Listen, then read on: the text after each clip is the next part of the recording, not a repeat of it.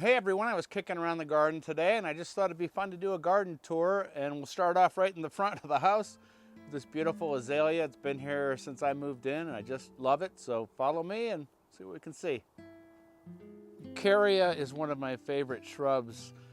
Early spring bloomer, deer resistant. They have never touched it in my garden, and this one took a beating 2 years ago in the polar vortex and just coming back now. The cool thing about this plant is it has this weeping habit, and when the tips touch the ground, they root themselves, and that's actually where this shrub came from and 2 or 3 others around the property.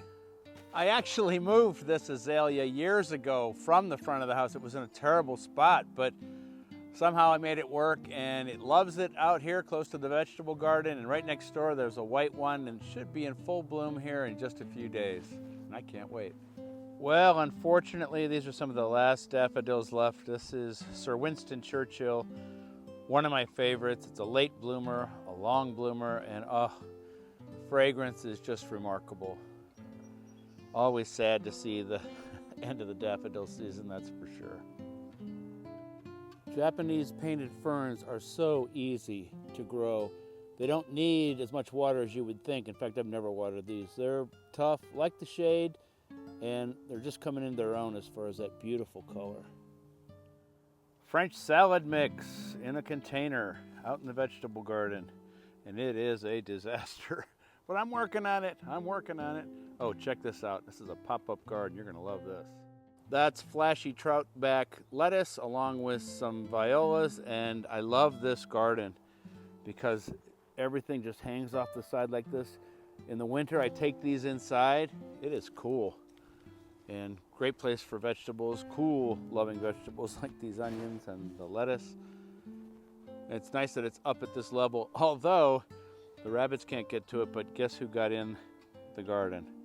I think I've shored up the fence enough to keep those deer out.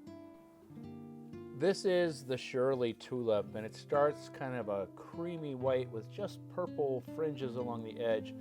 And then as it ages, it turns almost a complete purple. I worked with a woman named Shirley at a place called the Medina County Gazette when I started my career, and every time this blooms, it reminds me of her, and that's one great reason to have plants in the garden.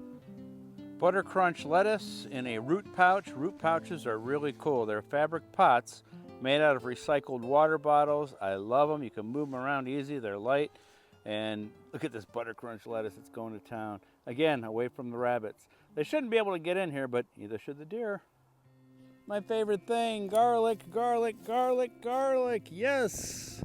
This is the bloomerang lilac. It blooms a few times during the year. Not as fragrant as your normal lilac, but you get more blooms. And all this stuff is growing inside the vegetable garden so that the deer don't destroy it. I hope you liked my short little garden tour. I've got a lot more to show you as it blooms or gets planted in the vegetable garden.